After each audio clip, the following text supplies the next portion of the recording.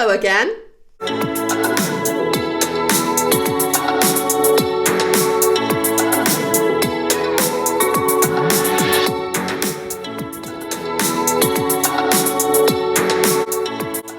Guys, gals, non-binary pals, welcome back to the channel and thank you so much for clicking on today's video. We have finally made it. We have gone through a lot in the almost 2 years since we've had a new episode of the L Word Generation Q. So I am so happy to be here today breaking down a brand new episode of the L Word Generation Q.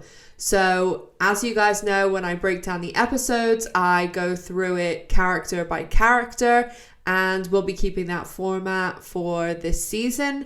So sit back, relax, hit subscribe, smash the like button, and let's break down a brand new episode of the L Word Generation Q Season 2, Episode 1, Late to the Party.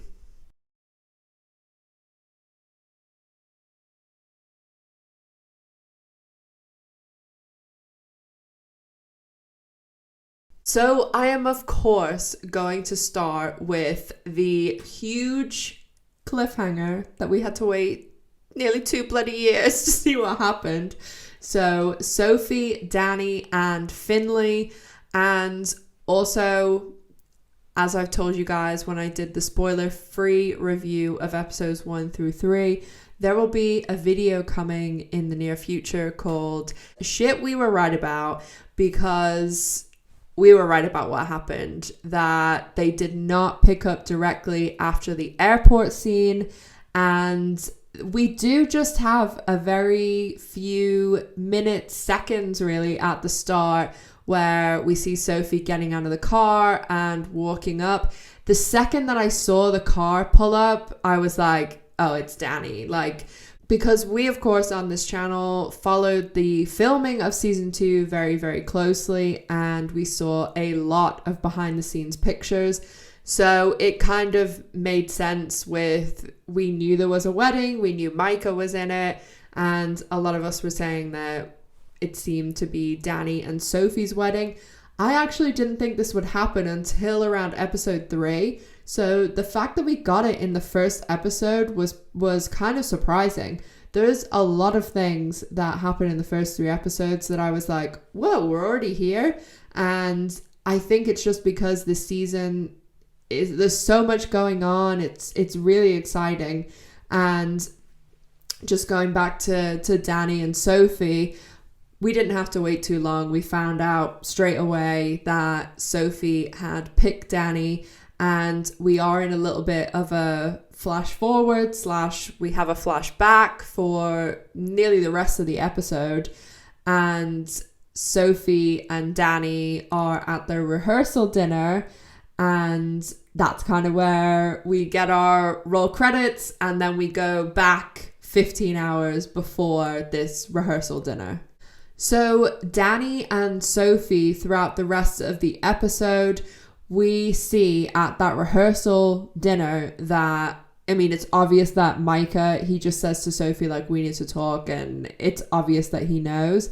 And we also see Micah with Maribel, so we knew Maribel knew what happened between Sophie and Finley.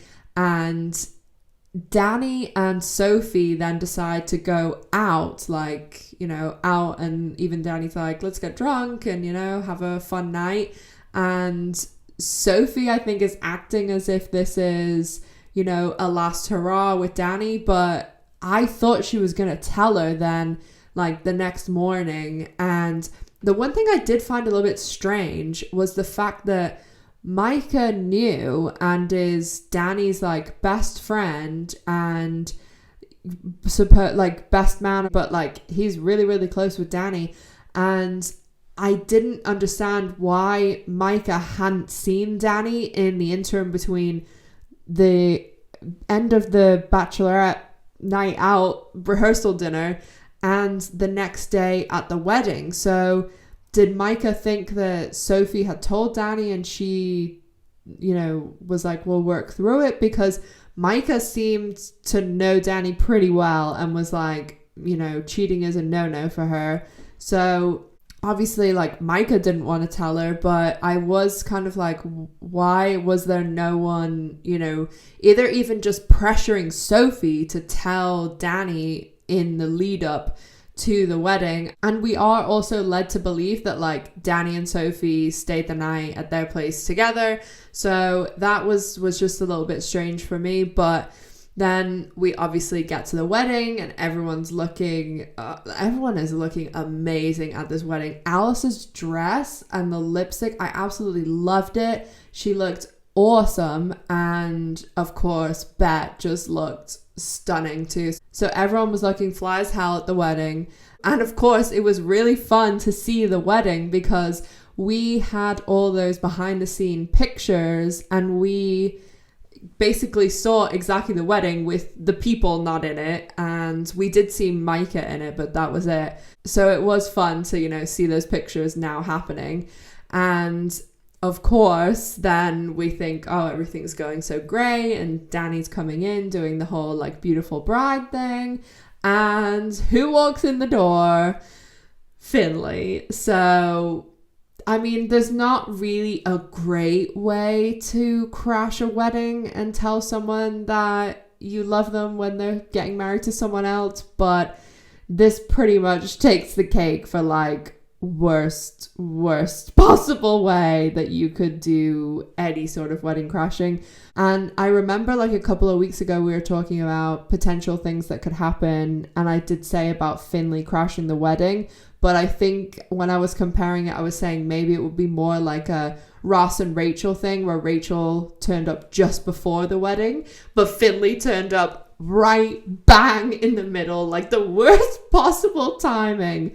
And yeah, I mean, obviously it's awful, horrendous, like, but also I feel as though the thing with Danny will be, it was really embarrassing for her, and she's one of those people like Bette that is they pride themselves on being very put together and like in control, and I think that the embarrassing aspect will be like a huge thing for Danny. Obviously she's losing like someone she like deeply loves and is getting married to, but it literally is in front of like every single important person in your life. So yeah, and the type of person that Danny is, like I don't think there's a lot of people who would be like, oh, I'm gonna work through this like wedding crashing affair moment, but someone like Danny too, like I think Sophie will be very much like unalive to Danny, and she will just be 100% done, like very cold, and want nothing to do with her, which I would be the exact same way, because again, embarrassing and just awful. So Finley, there's not too much to say apart from what happened at the wedding, because Finley isn't in a lot of the episode until she makes her huge big arrival. So we'll talk more about Finley next week.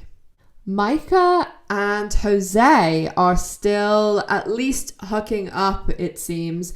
I did think there would be some sort of alternative thing with Jose, like maybe it was like a green card marriage or something, but Jose seems to be working things out with his husband, or when he moves into Micah's, it seems as though maybe he and his husband were like gonna split up and now they've got back together. So I'm sure we'll be seeing a lot more of Jose and Micah and like what's going on with the husband in the next couple of episodes.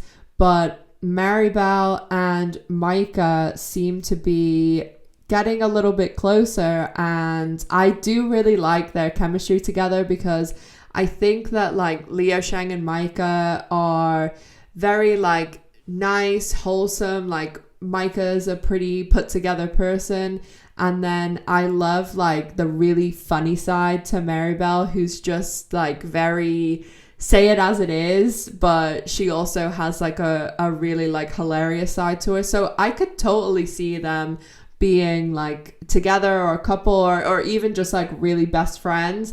And I definitely think that they're ones to watch this season. And we have a new main character that I'm going to be splitting off into, you know, character description and character categories. And that is Gigi, because last season, although Sepideh Moafi was a regular from episode 3 onward, I think, the majority of her scenes were with Alice and Nat in, you know, pretty much everything she did. So I do love that Sepideh's a regular now, and we're going to be getting a lot more Gigi. So I will talk about her scene with Bette, though, when I talk about Bette. And I loved the scene at the school drop-off when Alice and Nat are with Gigi and she gets in the car. And when she gets out and Alice is like, she's a menace. I absolutely cracked up at that for some reason. And Alice was like, you need to put a chip in her ear. Just thought it was hilarious. She took 2 pieces. 2. Chewing to her. She's a real menace. What are we going to do about her? Put a chip in her ear so we know when she's close, and she needs a project.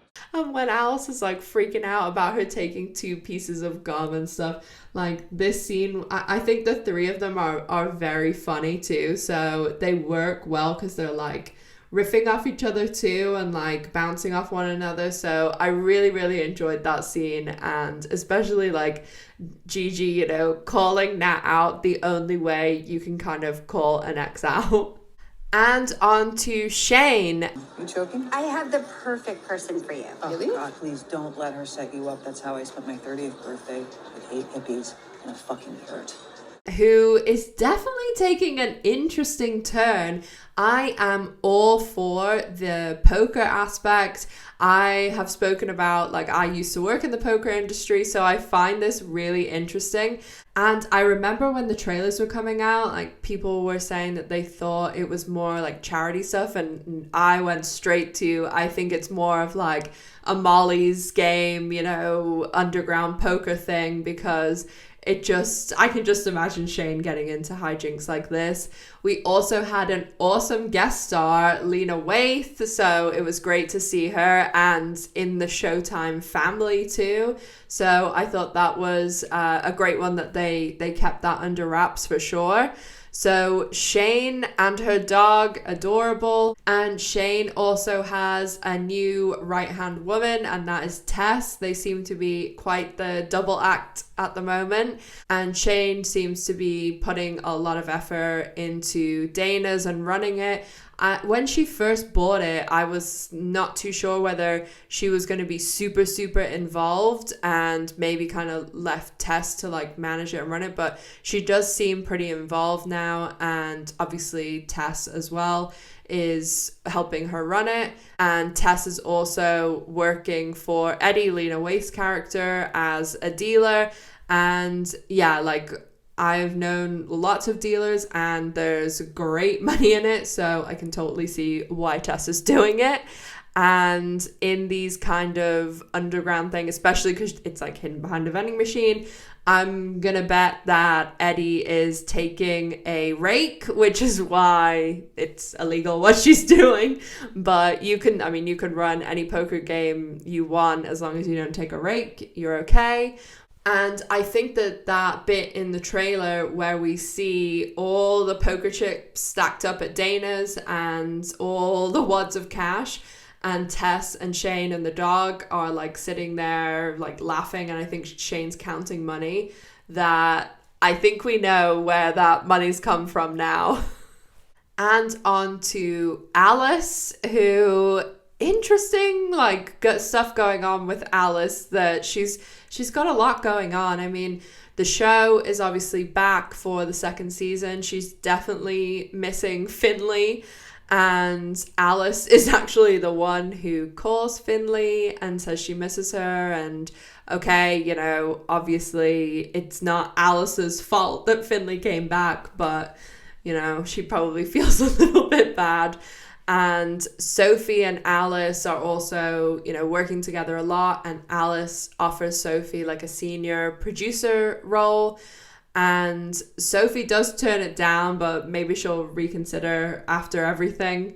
When it comes to Alice and Nat, I mean, they seem good together, but as I've been saying for a while now, I would be really surprised if Alice and Nat are together at the end of the season. And we also had this mysterious character of Marissa, who's another person that we tracked down on social media that we knew was going to be on the show. I believe she's in 3 episodes, so we definitely haven't seen the last of her at the wedding. And also, there was an interview that came out today in Go magazine. I'll link it in the description box down below. And it was with the cast and the showrunner. By the way, I'm filming this on Saturday, the 31st of July. So it came out last week when you guys are seeing this. That the interview, the last thing that was said was from the showrunner, Marcia Lewis Ryan. And she said that she's really looking forward to everyone seeing Alice's new relationship. So we'll see if Nat's involved or this is something completely new, but I definitely don't foresee Alice and Nat being together, just them at the end of the season. Either they'll be split up or something. I can't quite put my finger on it, but I would be surprised if they were still just the two of them together. And on to my absolute favorite, Bette fucking Porter. Love you. I love you too. Can you see my underwear in this? No. Okay. All right. So I'm going to do some little short videos throughout the season, and if there's some big things that happen, aka, you know, like when there's a big like Tina episode or something big happens like Bette and Gigi, like I'm probably going to do a separate video today that goes more in depth to Bette and Gigi, and then Bette and Tina and Carrie and like their scenes together. So look out for those as well, because I know like there's a lot of people that are really invested in those characters and those relationships. And also the shorter videos, like people prefer them too. So look out for some additional content in that way for especially Bette, because she's my favorite character, I'm not gonna lie. I may also do similar things with like Alice, or if there's a big Gigi storyline, like it goes for anyone, but it's definitely probably going to be a lot of Bette. So very quickly at the beginning of the episode, we get one of the most anticipated scenes of the season. And that is when we see Tina and Carrie coming over for some like casual, everyone's in their casual clothes, casual, like, you know, designer clothes.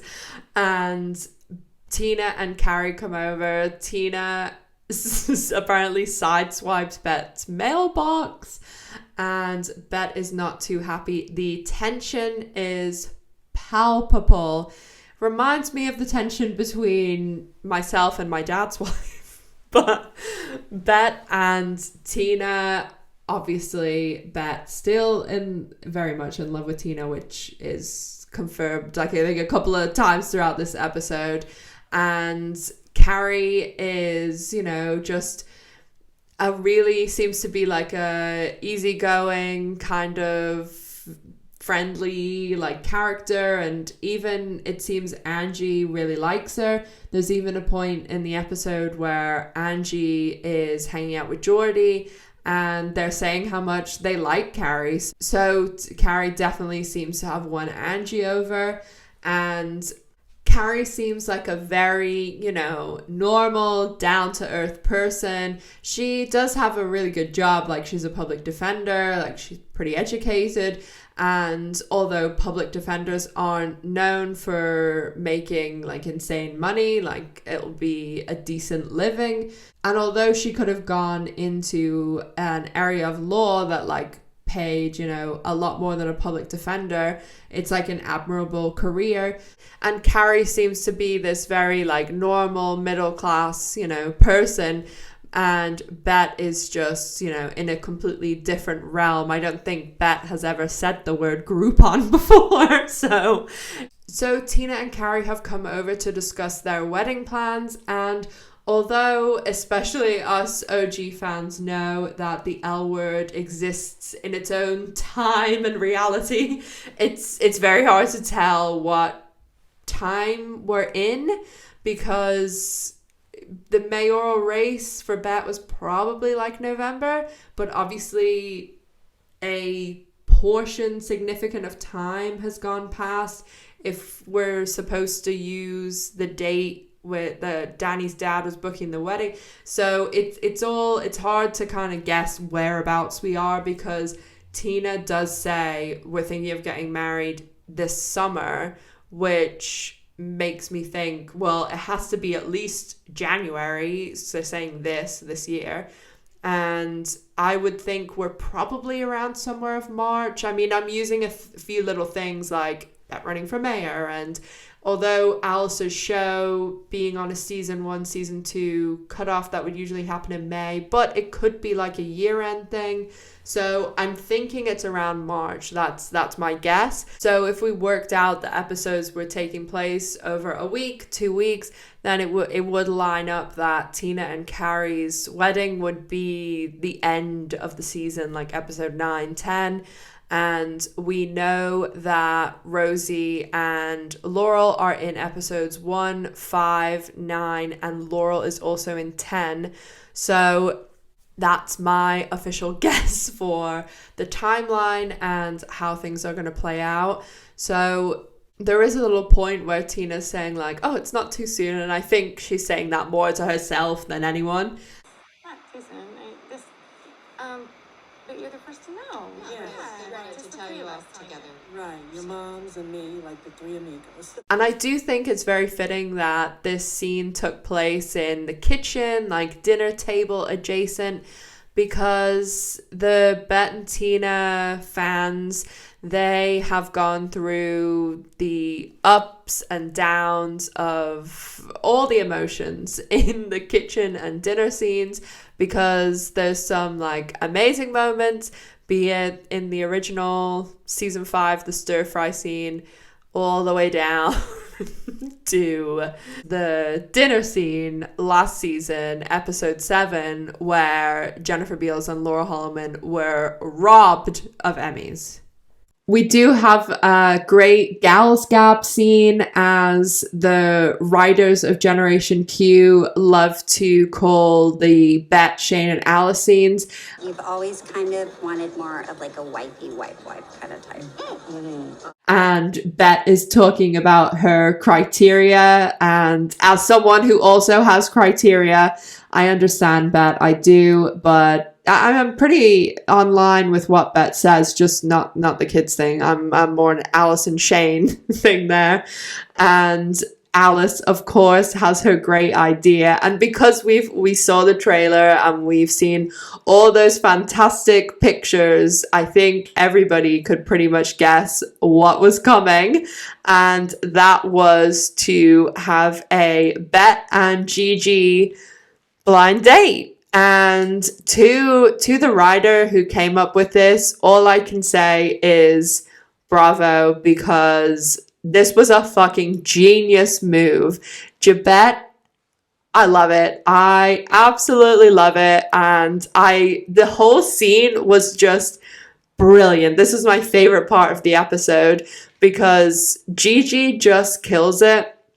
I think that CPD Moafi is a brilliant actress, and going up with someone like Jennifer Beals, awesome. Like, I think that they work very well together. And she also does a very similar thing to Jennifer in that the facial expressions, and there's so many subtle little things that just display what you would spend half an hour writing. So I think that they're both great actresses, and they're kind of spurring each other on and bringing each other up to even further levels. And I think the thing that continues to make the scene so great is that Laurel Holloman and Rosie O'Donnell, both awesome actresses as well, come in, and to have the four of them like have this little, you know, Gigi just like absolutely annihilates Carrie. And then we have this really big scene across the restaurant, which like we see the whole landscape, and then we'll go to Bette and Gigi, and then go to Tina and Carrie. And I just think it was really well done, really well shot. I love the like intimacy of the scene too, in that we were really close, and the way that we were cut, like they would cut between Gigi and Bette would be like sitting this, and then they would get really intimate shots of them really close together. And then even when they were, you know, Gigi's like, come here and stuff, like they were really pulled really tight to them. And I just think that everything about the scene was brilliant. And I also loved how we were getting to go to the table with Carrie and Tina, and then they had this little discussion of Carrie saying, "Oh no, I don't think that's okay." she's sitting with like this gorgeous woman, and she can only look over here at you. I think that's okay. Beth? Yeah. No, I don't think she's okay. I think she's in love with you. No, she is not. Yes, she is. I mean, she's sitting with that beautiful woman, and all she can do is look over here and stare at you. And I it's just difficult to say too, because when Rosie says to Tina, like, I think she's in love with you, Tina's like, no, she's not. And I'm like, Tina, are you joking? Like, we all know this. Like, everyone knows this. Surely you know this. So, I mean, it's pretty obvious. Like, so, yeah, I just think that we're going to have a good couple of things like this in the season. And also then when we go back to Jabet, and at first it's like, Bette's like, oh, okay, you know, cool, I'm going to make Tina jealous. And then she's like, hang on a second. Gigi is fucking gorgeous, and what am I doing? And I think that the date ended very well, and I am hopeful of some more Jabet in the future, because I really love them together. I think they're great, but as I've said in the lead up to pretty much when we got the trailer, which was like the 1st of June, I said I think that Jabet will get together. It will be amazing. They will be stunning for 2 weeks. And then it will literally burn down around them.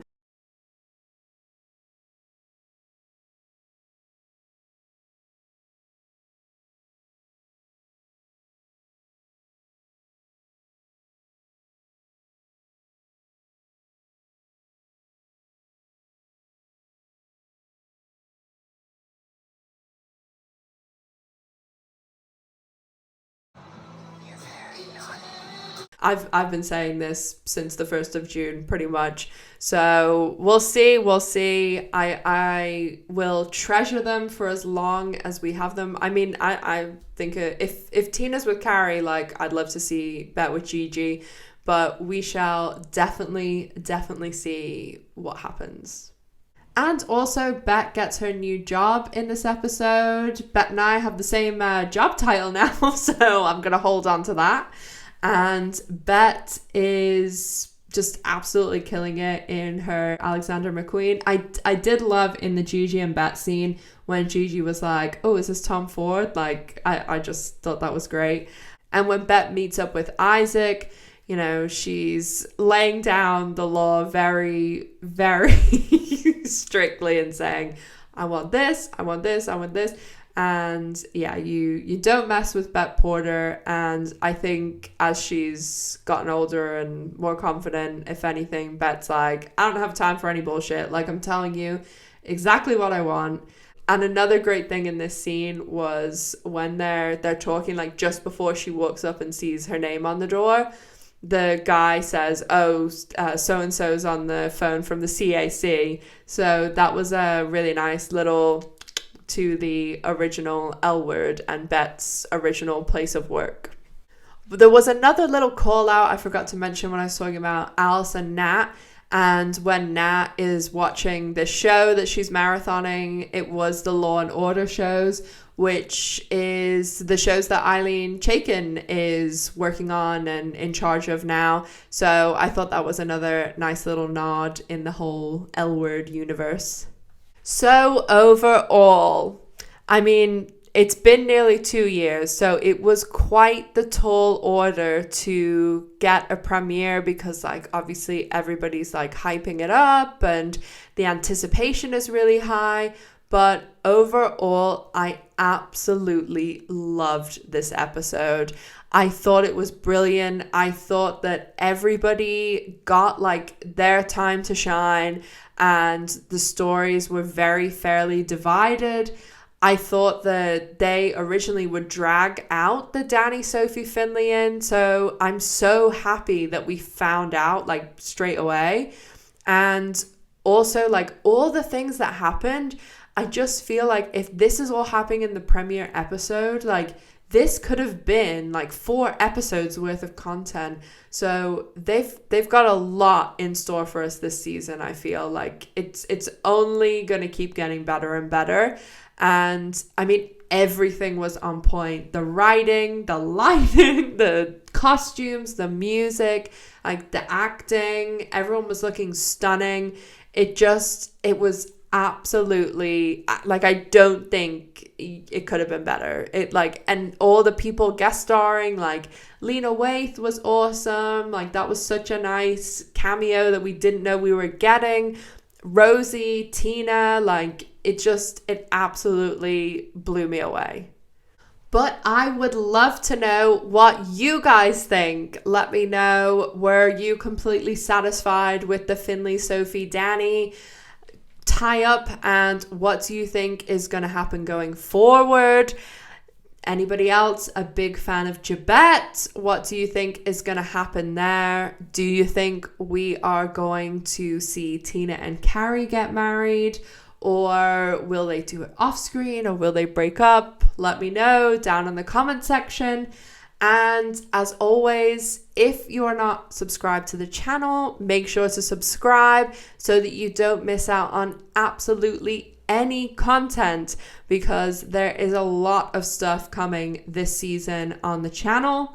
And also a great place to follow me is over on social media, because I post a lot, like if my videos come out, and I also post like all the new pictures, all the interviews, anything that happens with the cast. So make sure to follow me over there. And I do also have a Patreon if you want to join the VIP Silver Stars. And I do also have an L Word merch store, and you can get your hands on some great L Word pieces over there. As I said, I have a lot of content coming up. I'll be releasing shorter videos with more like scene analysis, and I will also, of course, be doing trailer breakdowns. So for the next 2 episodes, 2 and 3, I'm under embargo from Showtime, so I have to wait until 10 p.m. on the Sunday after the episodes have aired. And then if I get any of the 4 through 10 episodes, the same thing will apply. But if not, I will be able to release them on Fridays whenever the show goes up on Showtime.com. And also every week I'll be doing a trailer breakdown. So once you have watched this review, go and check out my trailer for episode 2 and breaking everything down and talking about what is possibly going to happen in episode 2. So make sure to tune in next week for episode 2 breakdown and episode 3 trailer breakdown, and also my little short scene analysis. And of course, if anything else happens, I will be there with a video and some content on social media.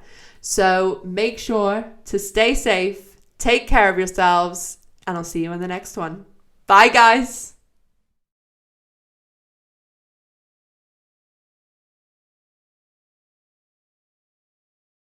Love you. I love you too. Can you see my underwear in this? No. Okay.